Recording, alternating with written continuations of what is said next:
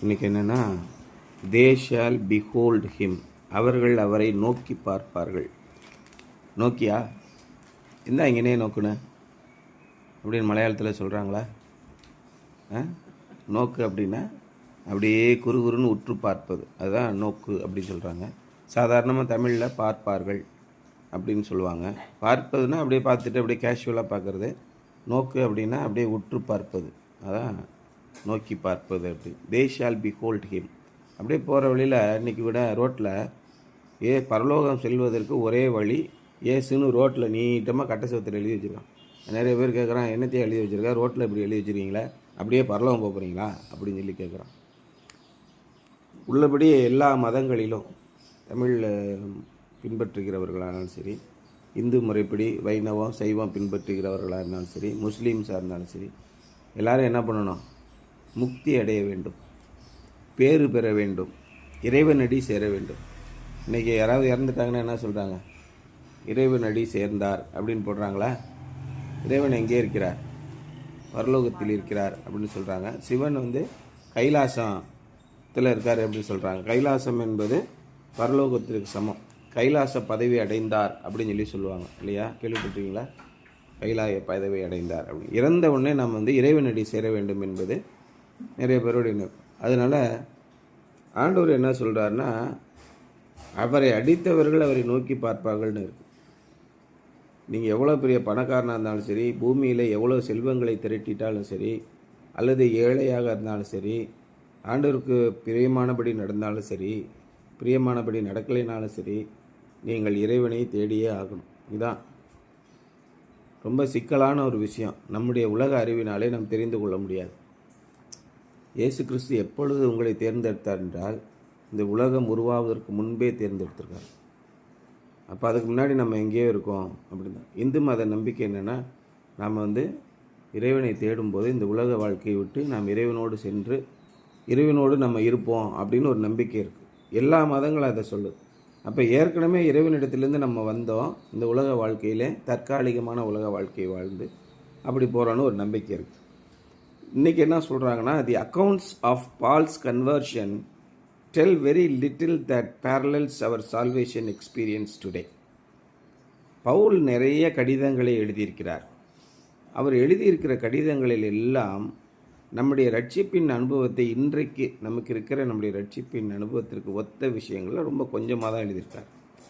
Certainly none of us has seen Christ in glory or actually heard him speak from heaven. நிச்சயமாக நம்மிலே இருக்கிறவர் நிறைய பேர் இயேசு கிறிஸ்துவை மகிமை பொருந்தினவராக பார்த்துருக்கீங்களா? சாது சுந்தர் சிங் பார்த்துருக்கார்.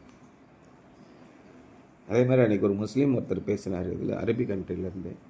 அவர் என்ன சொல்கிறாரு, இங்கிலாண்டில் தங்கியிருக்கார் ஒரு ஹோட்டல் ரூமில். அவர் தன்னை மாய்த்து கொள்ள முடியாது, செத்துடலாம் அப்படின்னு முடிவு பண்ணி தற்கொலை பண்ணி மாதிரி. இந்த குரானில் நிறைய போட்டிருக்கு. ஆனால் அந்த கடவுளை என்னால் பார்க்கவே முடியல. நான் எப்படி தான் தேடி வந்தாலும் உடல் பூர்வமான சுத்திகரிப்பை பற்றி தான் ரொம்ப சொல்லுது. உடல் பூர்வமான வாழ்க்கையை பற்றி தான் ரொம்ப குரானில் சொல்லுது. இறைவனோடு சேர்ந்து ஆத்மாவை பற்றி ஒன்றுமே சொல்ல மாட்டேங்குது அப்படின்னு அவர் தேடிக்கிட்டே இருக்கார். அப்போ நான் இது மாதிரி எனக்கு இதுக்கு மேலே ஒன்றும் இந்த உலகத்தில் எனக்கு ஒன்றும் நாட்டம் இல்லை, இந்த உலக வாழ்க்கையை நான் முடித்து கொள்ளப் போகிறேன் அப்படின்னு சொல்கிறார். உண்மையிலே ஏதாவது ஒரு கடவுள் இல்லை, இந்த குரான்லே இருக்கிற கடவுள் இருந்தால் எனக்கு முன்னாடி வரட்டும் அப்படி சொல்லும்போது இயேசு கிறிஸ்துவை அவர் முகமுகமாக பார்க்கிறார். அப்புறம் வல்லமையான ஊழியக்காரராக இருக்கிறார். சாது சுந்தர் சிங்னு ஒருத்தர் இருந்தார். அவரும் அப்படி தான் பஞ்சாபில் மிகப்பெரிய செல்வமான குடும்பத்தில் பிறந்தவர். அவங்க அம்மா இறந்த பின்னாடி அவருக்கு வாழ்க்கையை விட்டு போயிடுது. அவர் என்னென்னா, அந்த புதிய ஏற்பாடு கொண்டு அவர்கிட்ட கொடுக்கும்போது அதை பிடிச்சி எரித்து அவங்களாம் அடித்து தட்டி விட்டுருக்கார். அப்போ நிம்மதி இல்லாமல் போகும்போது அவர் என்ன பண்ணுறாரு, ஒரு முடிவுக்கு வர்றார். இனிமேல் எனக்கு இந்த வாழ்க்கை தேவையில்லை, எனக்கு ஒரு திருப்தியான வாழ்க்கை இந்த உலகத்திலே இல்லை, பெரிய நாட்டம்லாம் இல்லை, செல்வம் இருக்குது, எல்லாமே இருக்குது, எந்த குறையும் இல்லை, ஆனாலும் என் மனம் ஏதோ ஒன்றை தேடுகிறது, எனக்கு அது கிடைக்கல, அதனால் நான் இந்த காலையில் 4 மணி ட்ரெயின், அந்த ட்ரெயினில் நான் தலையை வச்சு செத்துருவேன் அப்படின்னு சொல்லிட்டு போகிறார். உலகத்திலே உண்மையான கடவுள் என்று யாராவது இருந்தால் என்னை காப்பாற்றட்டும், எனக்கு நேராக காட்சி அளிக்க வேண்டும், அந்த கடவுளுக்காக நான் ஆயுள் முழுவதும் வாழ்வேன்னு சொல்லி அவர் தீர்மானம் பண்ணிவிட்டு இறைவனை வேண்டிட்டு போய் தற்கொலை பண்ண போகிறார். அப்படி போகும்போது இயேசு கிறிஸ்துவை நேரடியாக முகமுகமாய் பார்க்கிறார். அதுக்கப்புறம் அவர் சாகிற வரைக்கும் திபேத்து, சைனா, நம்ம சென்னைக்கெலாம் வந்திருக்கார். இயேசுவுக்காக ஊழியக்காரராக நின்றார். அந்த மாதிரி இயேசு கிறிஸ்துவை பார்த்தவர்கள் நம்மிலே எத்தனை பேர் இருக்காங்கன்ட்டு இன்றைக்கி இருக்கிற மோகன் சிலாசரஸாக இருக்கட்டும், அல்லது தினகரனாக இருக்கட்டும், அல்லது ஜான் ஜெபராஜாக இருக்கட்டும், இல்லை எத்தனையோ ஊழியர்கள். சிடி வித்தாரில் ஒருத்தர், ஒரு சாது சுந்தர் சிங், இந்த சிடியை நீங்கள் இடுப்பிலே வைத்தால் கிட்னிகள் கரைந்து விடும் சொன்னார்ல. நான் இயேசுவோடு பார்த்தேன், இயேசு இந்த சிடியை போட்டு பார்த்துவிட்டு மிகவும் அருமையாக இருக்கிறது, இது போன்ற அநேக சிடிகளை நீ உருவாக்க வேண்டும் என்று என்னிடத்தில் சொன்னார், அந்த சிடிகளையெல்லாம் நீங்கள் வாங்கி பார்க்க வேண்டும் அப்படின்னு சொல்லியிருந்தார் ஒருத்தர். ஒரு சிடி, ஆமாம். அப்புறம் ஒருத்தர் பேனா வித்தார்ல, இது ஆசீர்வாத பேனா, இந்த பேனா வைத்து நீங்கள் பரீட்சை எழுதினால் ஐஏஎஸ் ஈஸியாக பாஸ் பண்ணி விடலாம். ஆமாம், அது மாதிரி. அப்புறம் ஆசீர்வாத இங்கு, அப்புறம் ஆசீர்வாத டை, இப்படி ஏகப்பட்டது விற்க ஆரம்பிச்சிட்டாங்க. இத்தனை ப்ராடு பயிலும் இறைவனை பார்க்கவே இல்லை. இறைவன் அவர்களிடத்துல சொல்லவே இல்லை. இறைவன் அவர்களை பார்த்து என்ன சொன்னார்னா, கர்த்தாவே கர்த்தாவே, நாங்கள் உம்முடைய பெயரை சொல்லி பிசாசுகளை விரட்டினோம் அல்லவா, நாங்கள் தீர்க்க தரிசனம் சொன்னோம் அல்லவா, நாங்கள் பிணியாளிகளை குணமாக்கினோம் அல்லவா, அப்படிலாம் இயேசுக்கிட்ட சொல்லுவாங்க. மரியாதையாக வாசப்படி விட்டு வெளியில் இறங்கி ஓடிப்போயிடு, நீ யாருன்னே எனக்கு தெரியாது அப்படின்னு சொல்லுவேன்னே இயேசு சொன்னார். இயேசு இருக்கும்போதே இது போன்ற பொய்யர்கள், அதான் பவுல் அவர்கள் என்ன சொல்கிறாரு, மனசாட்சியிலே சூடுண்ட பொய்யர்கள் சொல்கிறார். இவர்கள் எல்லாம் என்ன பண்ணுறாங்க, இயேசுவின் நாமத்தை வைத்து ரீல்ஸ் போட்டு விற்பனை செய்கிறார்கள், காசு டப்பு பார்க்குறோம். இப்படிப்பட்ட சூழ்நிலையிலே இயேசுவை நேரடியாக மகிமையிலே பார்த்தவர்கள் யாராவது உண்டா, அல்லது அவர் பேசினதை கேட்டவர்கள் உண்டா அப்படின்னா ரொம்ப கம்மி. ஆனால் இயேசு உங்களோடு பேசுவார். நேற்று ஒரு படம் பார்த்தோம்ல, அந்த படத்து பேர் என்ன, எந்தாண்டா சஜிமோலே. ஒரு தேவதூதன் அவரோட பேசுகிறாரு. அதே மாதிரியான எங்களுக்கு வந்தது. ஒரு வசனம் படிப்போம், இன்னொரு இதில் பார்த்தா மொபைலில் அதே வசனம் வந்திருக்கும், இன்னொரு இடத்துல ஒருத்தங்க சொல்லுவாங்க அதே வசனத்தை சொல்லுவாங்க. அன்றைக்கி என்னென்னா, இங்கே பைபிளில் படித்தா அதே வசனம், மொபைலில் பார்த்தா அதே வசனம், சர்ச்சில் போய் பார்க்குறான் ஐயர் அதே வசனத்தை போதகம் பண்ணுறார். அதில் அதே மாதிரி 3 வசனம் அதே மாதிரி பார்த்தீங்கன்னா, அதுக்கு தான் அந்த ஒரு அட்டையாக அவர் அந்த பிள்ளைக்கு கரெக்டாக இறைவனுடைய பேசுவார். அப்போ தான் அவர் சொல்லுவார், இறைவன் நீங்கள் எல்லார்ட்டையுமே பேசுவீங்களா அப்படின்னு அந்த தூதன் கேட்கும்போது, இல்லை எல்லார்ட்டையும் பேச மாட்டேன், மனதிலே அன்புள்ளவர்கள் யாரோ, இறைவனிடத்திலே உண்மையாக அன்புள்ளவர்களாக யார் இருக்கிறார்களோ அவர்களிடத்தில் மட்டும் பேசுவேன். இயேசு கிறிஸ்து உங்களிடத்திலே பேசுவார். அது நிறைய பேருக்கு இந்த அனுபவமே கிடையாது, நிறைய பாதிரியார்கள் கூட கிடையாது. என்கிட்ட ஒருத்தர் கேட்டார், ஒரு ரொம்ப ஒரு மூப்பர் கேட்டார், இயேசு உங்கள்கிட்ட பேசியிருக்காரா அப்படின்னு. இயேசு தான் டெய்லி பேசுவார் என்கிட்ட அப்படின்னு. அப்படியா அப்படின்னு ரொம்ப ஆச்சரியப்பட்டார். ஏன்னா இயேசு பேசுகிறது நம்முடைய வாழ்க்கையிலே ஒவ்வொரு நாளும் ஆண்டவர் நம்மோடு கூட பேசவில்லை என்றால் நம்முடைய வாழ்வு நிறைவாகவே இருக்காது. நான் 8ஆம் கிளாஸ் படிக்கும்போதுலேருந்து ஆண்டவருடைய வசனம் என்னுடைய மனதிலே பேசி எனக்கு ஒரு சமாதானத்தை கொடுக்கலன்னா அந்த நாள் முழுவதும் எனக்கு நிம்மதியாகவே இருக்காது. டெய்லி இந்த மாதிரி ஒரு அனுபவத்தை பெற்றுக்கொண்டே வந்தேன். அது இன்னைக்கு வரைக்கும் எனக்கு ஆசீர்வாதமாக இருக்கிறது. எத்தனை பேர் நம்மளை ஒடுக்கினாலும், நமக்கு எதிராக பேசினாலும், நம்முடைய வாழ்க்கையில் எவ்வளோ சோகமான விஷயங்கள் நடந்தாலும் ஆண்டவருடைய வசனம் நம்மளுக்கு முழுமையான சமாதானத்தை தரும். அந்த மாதிரி பேசியிருக்கவங்க யாராவது உங்கள்கிட்ட இருக்காங்களா அப்படின்னு கேட்டால் நிச்சயமாகவே ரொம்ப கம்மி தான். We are neither blinded by the light of heaven nor thrown to the ground. ஒன்று நாம் பரலோகத்தின் பிரகாசத்தினாலே நாம் கண் பார்வையற்றவர்களாக போய்விடுகிறோம், அல்லது நாம் தரையிலே விழுந்து போகிறோம். பவுல் என்ன பண்ணான், வானத்திலிருந்து பிரகாசமான வெளிச்சம் வந்தது, கண்ணு தெரியாமல் போய்ட்டு என்ன நடக்குன்னே தெரியல இல்லையா. In what way then is Paul's conversion a pattern. அப்போ பவுல் சொல்லுகிற இந்த விஷயங்கள், அவர் சொல்கிற இந்த மாற்றம், இதெல்லாம் அது என்ன விதமான விஷயம் அப்படின்னு சொல்லி கேட்குறேன். It is a picture of how the nation of Israel will be saved when Jesus Christ returns to establish his kingdom on earth.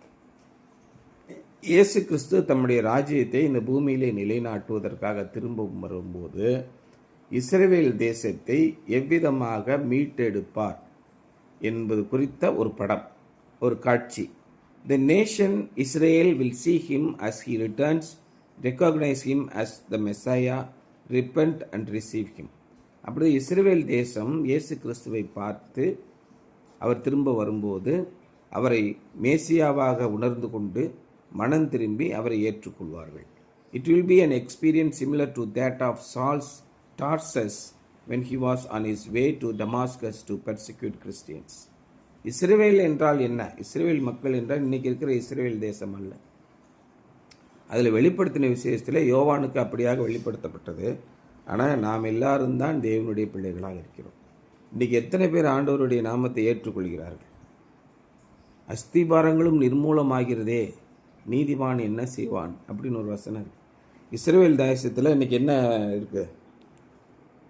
இஸ்ரவேல் நாட்டில் இன்றைக்கி என்ன சட்டம் இருக்குது? இஸ்ரவேல் கிறிஸ்டியன் நாடு தானே.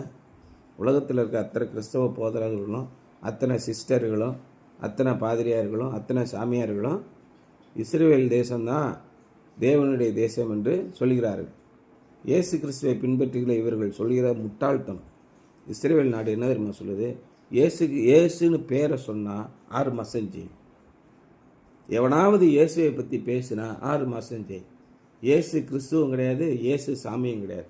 இதுதான் இப்போ நெத்தானியாகு அப்படின்னு இஸ்ரேல் பிரதம மினிஸ்டர் போட்டிருக்கிற சட்டம். இது தெரியாமல் அவன் பண்ணுற அயோக்கியத்தனத்துக்கெல்லாம் என்ன பண்ணுறாங்க? துணை போகிறாங்க. உலக சபைகள் துணை போகிறாங்க. இன்னும் என்னென்ன தெரியாமல் நிறைய பேர் இருக்கிறாங்க. அவர்கள் தேவனுடைய நாமத்தினாலே ஏவப்பட்டு பேசுகிறாங்களா? ஆண்டவர்கிட்ட போய் எவனாவது கேட்டிருக்கானா? ஆண்டவரே, இஸ்ரவேல் நாட்டுக்கு நாங்கள் ஆதரவு தெரிவிக்கணுமா? என்ன தெரிவிக்கணும்? அல்லது ஆண்டவர் இப்படிப்பட்ட சூழ்நிலையை இஸ்ரவேல் நாட்டை அவர் ஆதரிப்பாரா? சின்ன சின்ன பிள்ளைகள் கொடூரமாக தாக்கப்படுகிறார்கள் பாலஸ்தீனிய நாட்டு. அப்படிலாம் இயேசு கிறிஸ்து சொல்லலையே. எங்களுக்கு தோராள அப்படி தான் எழுதியிருக்கு, சத்துருக்களை பூரா அழிக்க சொல்லிட்டாரு அப்படின்னு அவங்களோட யூத மதத்தோட பைபிளில் இருக்கான். தோரா அப்படின்னு இருக்குது. அதில் எதிரிகளை எல்லாம் அழித்து புறஜாதிகளை எல்லாம் கொன்று போடு அப்படின்னு இருக்கான். அப்படி நீ நன்றியற்றவனாக இருப்பியா? இப்போ நிறைய பேர் நிறைய காசுக்காக போதம் பண்ணுறான். மெட்ராஸ்லாம் என்னுடைய பிரதர்ஸ் எல்லாம் 2-3 பேர் இருக்காங்க. காசு வாங்கிட்டு போய் போதம் பண்ணுவான். இங்கே எந்த ஜனங்களாம் என்னென்னா ஃப்ரீலான்ஸ் ப்ரீச்சர்ஸ். எந்த சர்ச்சில் கூப்பிட்டாலும் பேசுவாங்க. அதுமாரி இன்டர்நேஷ்னல் லெவலில் நிறைய பேர் இருக்காங்க ஃப்ரீலான்ஸ் ப்ரீச்சர். அவங்க இந்த இப்போ சாமியார்கள்லாம் பார்த்திங்கன்னா ஆதி நம்மள அவங்க இருக்காங்கள்ல, அவங்க அது மாதிரி பெரிய பெரிய சமய சொற்பொழிவாளர்கள்னு பேர் அவங்களுக்கு. சமய சொற்பொழிவாளர்கள் நல்ல மத கருத்துக்களை, இறைவனை பற்றிய சிந்தனைகளை மக்களுக்கு போதிப்பாங்க. அவங்களுக்கு ஒரு செர்டைன் ஃபீஸ் கொடுப்பாங்க அவங்க போகிறதுக்கு, அவங்களுடைய பேச்சுக்கு தகுந்த மாதிரி. அதே மாதிரி இப்போ கிறிஸ்தவர்களையும் முன்னெல்லாம் எப்படி இருந்ததுன்னா காஃபி ஹவுசஸ்ன்னு இருந்தது இங்கிலாண்டில். அப்போல்லாம் டிவி ரேடியோலாம் கிடையாது. அப்போ ஆரேட்டர்ஸ்னு இருப்பாங்க. அந்த ஆரேட்டர்ஸ் என்ன பண்ணுவாங்க? உலக விஷயங்கள்லாம் தெரிஞ்சுட்டு பேசுவாங்க. ஒரே கூட்டமாக இருக்கும், 150-200 பேர். எல்லாருக்கும் அந்த காஃபி சப்ளை பண்ணுவான். அந்த ஆரேட்டர்ஸை கூப்பிடுவான் காஃபி ஹவுஸ்லேருந்து. இன்றைக்கி திரைப்படம் இன்றைக்கி போடுற மாதிரி திரைப்படங்கள்லாம் வர்றதுக்கு முன்பாக அப்போ எல்லாம் கூடி வந்திருப்பாங்க. எல்லாருக்கும் காஃபி நல்லா சேல்ஸ் ஆகும். இந்த ஆரேட்டர்ஸ்க்கு காசு கொடுப்பான். அதே மாதிரி இன்றைக்கி கிறிஸ்தவருக்கு பிரசங்கம் பண்ணுறதுக்கு காசு கொடுக்குறாங்க நல்ல திறமையான பேச்சாளர்கள். பவுல் என்ன சொல்கிறாரு? நான் நய வசனப்பினாலாவது தந்திரமான ஞானத்தினாலாவது உங்களிடத்தில் வரவில்லைன்னு பவுல் சொல்கிறார். இந்த வசனங்களெல்லாம் படித்து கொண்டு மனப்பாடமாக தெரிஞ்சுக்கிட்டு அதை ஒரு ஓரமாக வைக்கிட்டு காசு சம்பாதிப்பதற்காகவே இயேசுவை பற்றி சொல்லக்கூடியவர்கள் நிறைய பேர் இருக்காங்க. இவர்களையெல்லாம் பார்த்து எதுக்கு நான் சொல்கிறேன்? நீங்கள் வளர்ந்து பெரிய பிள்ளைகளாகும்போது இவர்களையெல்லாம் குறித்து எச்சரிக்கையாக இருங்கள். உங்களுடைய நேரத்தை சுரண்டுவார்கள், உங்களுடைய பணத்தை சுரண்டி தின்பார்கள், உங்களுடைய பொருளை சுரண்டி தின்பார்கள். They will exploit everything you have. நீங்கள் அருமையாக பாடுறீங்க, டெய்லி சர்ச்சில் காலையிலேருந்து சாயங்காலம் வரைக்கும் பிபின்னு போடுறீங்களா இன்னும் கேட்பாங்க. தேவனை துதிக்க வேண்டியது, தேவனை மகிமைப்படுத்த வேண்டியது நம்முடைய நோக்கம். ஆனால் பவுல் என்ன சொன்னார்? 2 கைகளை விரித்து காட்டிட்டார். உங்களிடத்தில் எவனையாவது பொருளையாவது வெள்ளியையாவது பொன்னையாவது நான் பெறவில்லை. இந்த சொந்த கைகளினாலே உழைத்து சம்பாதித்து நான் கிறிஸ்துவை பிரசங்கித்தேன்னு சொல்கிறேன். சொந்தமாக வேலை பாரு, கடுமையாக உழை, நீ கிறிஸ்தவனாக வாழு. மற்றவர்கள் பார்க்குறவங்க உன்னை பார்த்து உன்னுடைய வாழ்க்கையிலே கிறிஸ்துவை தெரிந்து கொள்ளணுமே ஒழிய நீ ரோட்டில் போய் இயேசுவை நம்பு, இயேசுவை பின்பற்றி வா, இயேசு உன்னை ஆசீர்வதிப்பா, இங்கே வா, சர்ச்சுக்கு வா, எல்லாம் கூப்பிடாத. நீ வாழ்கிற வாழ்க்கையிலே இப்போல்லாம் லேட்டஸ்ட்டாக மீட்டிங்லாம் போயிருக்கோம்னு வச்சுக்க. ஹோட்டலில் பெரிய பெரிய ஹோட்டலில் மீட்டிங் நடத்துகிறாங்களே, திடீர்னு கரண்ட்டு போனோன்னே என்ன பண்ணுவாங்க? உங்கள் ஆஃபீஸ்லலாம் மீட்டிங் நடப்பாங்களா? கரண்ட்டு கட் ஆகிடுச்சுன்னா இருட்டி போயிடும். அப்போ என்ன பண்ணுவாங்க? யூபிஎஸ்ஸே இல்லை, கேண்டில் ஓப்பன் பண்ணுறாங்க. மனசாட்சியோட சொல்லுங்கள். எல்லா பேரும் மொபைல் டார்ச் ஆன் பண்ணுறாங்க இல்லையா? பெரிய பெரிய மீட்டிங்லாம் பார்த்தீங்கன்னா டக்கு டக்குன்னு மொபைல் டார்ச் ஆன் பண்ணி இப்படி தூக்கி பிடிச்சிருவாங்க. உடனே ரூமே வெளிச்சாயிடும், ஒரு 50 பேர். அதே மாதிரி தான் நீங்கள் வாழணும். உங்களுடைய வாழ்க்கையில் நீங்கள் யார்கிட்டையும் இந்த வெளிச்சம், இங்கே நான் வெளிச்சம் வச்சுருக்கேன் எல்லோரும் வெளிச்சத்தை பாருங்கள்லாம் யாரும் சொல்கிறதில்ல. டக்குன்னு லைட் ஆன் பண்ணி காட்டுவாங்க, அவ்வளோதான். நீங்கள் இருளிலே பிரகாசிக்கிறவர்களாக இருக்கிறது. உங்களை பார்க்கிறவர்கள், நீ பாத்ரூம் போகிற, பாத்ரூம் போய் தண்ணி ஊற்றாமல் வர்ற, பார்க்குறவன் என்ன சொல்லுவான்? சி, ஒரு பேசிக்கான அறிவு கூட இல்லை சொல்லுவானே, சொல்ல மாட்டாங்க. நீங்கள் உங்கள் வீட்டை சுத்தமாக வச்சுருக்கிறீங்க, ஒழுக்கமாக நடக்கிறீங்க, யாருமே எதுவுமே உங்கள்கிட்ட வந்து கேட்க வேண்டியதில்லை. அவங்க என்ன சொல்லுவாங்க? ரொம்ப பர்ஃபெக்டாக இருப்பாங்க, நீட்டாக, எந்த ஒரு பழக்கமாக இருந்தாலும் நீட்டாக வச்சுருப்பாங்க. இன்னும் சொல்லுவாங்களா, சொல்ல மாட்டாங்களா? காலையில் தூங்கி எழுந்த உடனே முகம் கழுவிட்டு பல் தேய்ச்சிட்டு தலையை சீவி நேராக இருக்கும். அப்போ என்ன பண்ணுவாங்க? பார்க்குறவங்க அவங்க பாட்டு மனசுலேயே வச்சுருப்பாங்க, பர்ஃபெக்டான வாழ்க்கை வாழ்கிறாங்க. அது மாதிரி நம்ம இருக்கணும்னு நினச்சிப்பாங்க. நம்ம வந்து பல் தேய்க்காமல் அப்படியே உட்காந்துருந்தோம்னா, பண்ணாட மாதிரி உட்காந்துருந்தோம்னு வச்சுக்க, என்ன சொல்லுவாங்க? அதெல்லாம் சொல்ல மாட்டாங்க, மனசுலேயே வச்சுப்பாங்க. பண்ணாட இப்படி உட்காந்துருக்கு பாரு அப்படி. அதான் இயேசு சொன்னார். இப்போ கூட இன்றைக்கி படித்தோம்ல, கொலோசியர் 4ஆம் அதிகாரத்தில் என்ன சொல்கிறோம்? உங்களுடைய வசனம் உப்பால் சாரம் மீறினதாக இருக்குது. நீங்கள் பேசுகிற பேச்சு அடுத்தவர்களுக்கு உதவியாக இருக்க வேண்டும், அவருடைய துன்பத்திலிருந்து விடுதலையாக்குவதாக இருக்க வேண்டும். உங்களுடைய வாழ்க்கை தான் அப்படி இருக்கணுமே ஒழிய நீங்கள் ஊரெல்லாம் போய் இதை கத்திட்டு இருக்க வேண்டியதில்லை. அப்படி சமயம் வாய்த்தால் நீங்கள் பேசுங்க. இப்போ உங்களை கூப்பிட்டு சொல்கிறாங்க, சார் உங்களுடைய வாழ்க்கையை பற்றி சொல்லுங்கள், தாராளமாக சொல்லுங்கள், எங்கே பேசினாலும் சொல்லுங்கள். என்னை கூப்பிட்டு ஒரு நாள் ஒரு மெடிக்கல் இது நடந்துச்சு. டீன் உட்காந்துருக்காரு, கலெக்டர் உட்காந்துருக்காரு, பெரிய பெரிய மெடிக்கல் ப்ரொஃபஸர்ஸ் உட்காந்துருக்காங்க. மெடிக்கல் காலேஜில் என்னை கூப்பிட்டு, உங்களுடைய இந்த டிபார்ட்மெண்ட் சம்மந்தமாக யாராவது வந்து பேசுங்க அப்படின்னாங்க. உடனே எனக்கு வந்து வாய்ப்பு கொடுத்தாங்க, நீங்கள் போய் பேசுங்க அப்படி. நான் பேசினேன். நான் என்ன சொன்னேன்? இயேசு கிறிஸ்து இந்த உலகத்தை விட்டு போகும்போது ஒரு விஷயத்தை சொல்லிட்டு போனார்.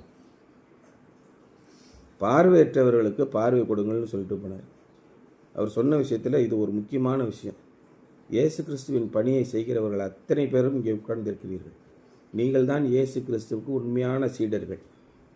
உங்களுடைய பணியினாலே அற்புதமாக லட்சக்கணக்கான பேர்களுக்கு நீங்கள் பார்வை கொடுத்திருக்கிறீர்கள்.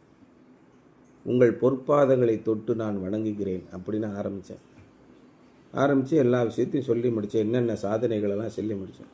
எல்லோரும் ரொம்ப கைதட்டி ரொம்ப சிறப்பாக இது பண்ணாங்க. அதில் நம்ம கிறிஸ்தவ சகோதர சகோதரியிடமே உட்காந்துருப்பாங்கள்ல, பிரதர் இவ்வளோ பெரிய கூட்டத்தில் எப்படி நீங்கள் தைரியமாக இயேசுவை பற்றி சொன்னீங்க? என்னங்க இதுக்கு என்னங்க இருக்குது? இயேசு எனக்கிட்ட சொன்னார், நான் சொல்லியிருக்கிறேன், என் வாழ்க்கையில் அவரை நான் அனுபவிச்சிருக்கிறேன், நான் உண்மையை தானே சொன்னேன், ஒன்றும் பொய் சொல்லலைல்ல. எது உண்மையோ அதை சொல்ல போகிறோம்.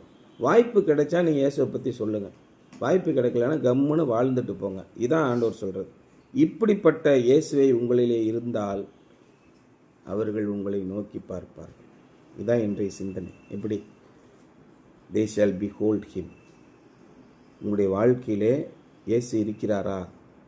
இயேசு என்ன விதமான, பவுல் என்ன விதமான பிக்சர், அந்த காட்சியை உங்களிலே காண்பித்தார். உங்களை மீட்கும்போது, இந்த தேசத்தை மீட்கும்போது நீங்கள் அவருடைய சீடர்களாக இருப்பீர்கள். உங்களுடைய வாழ்க்கை ஒழுக்கமானதாக இருக்க வேண்டும். எந்தவித தப்பான அபிப்பிராயத்துக்கும் போகக்கூடாது. என்ன சொன்னார்? சகல விதமான கசப்பும் கோபமும் வைராக்கியமும் இவைகளெல்லாம் உங்களை விட்டு அகலக்கடவுது.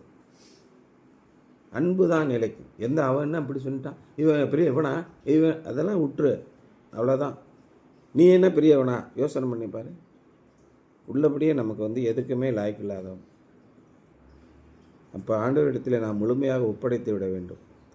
அப்பொழுது தான் சமாதானத்தின் தேவன் உங்களோடு கூட இருப்பார். இல்லையா? நேற்று படித்து, எப்பொழுது சமாதானத்தின் தேவன் உங்களோடு கூட இருப்பார்?